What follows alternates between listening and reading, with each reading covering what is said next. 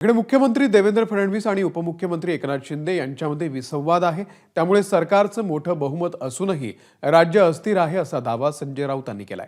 शिंदे हे स्वतःला अपमानित केल्याच्या दुःखातून बाहेर पडायला तयार नाहीयेत। मुख्यमंत्री देवेंद्र फडणवीस आणि उपमुख्यमंत्री एकनाथ शिंदे यांचे सध्या फारसे संबंध राहिलेले नाहीत असं सुद्धा राऊतांनी म्हटलंय।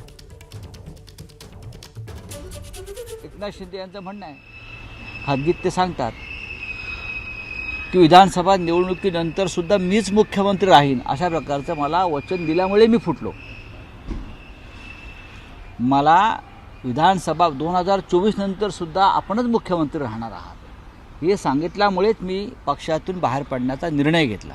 हे त्यांचं स्वतःचं म्हणणं आहे की नाही त्यांना जाऊन विचारा, मी खोटं बोलत नाही।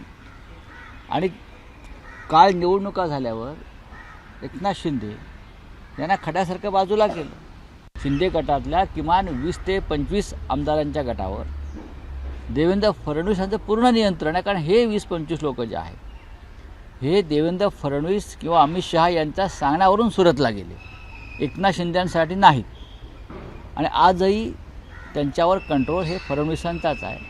आणि उरलेले लोक आहेत ते चलबिचल आहेत, चंचल आहेत। त्यांना असं वाटतं की आपली कोंडी होते, भविष्यात जास्त कोंडी होईल, आपल्याला नेतृत्व नाही कोणतंही चांगलं की जे आपल्याला संरक्षित करेल किंवा प्रोटेक्ट करेल, तेव्हा आपण पुन्हा मागे फिरायचं का असा एक विचार त्या पक्षात सुरू आहे, ही माझी माहिती आहे। एबीपी माझा, उघडा डोळे बघा नीट।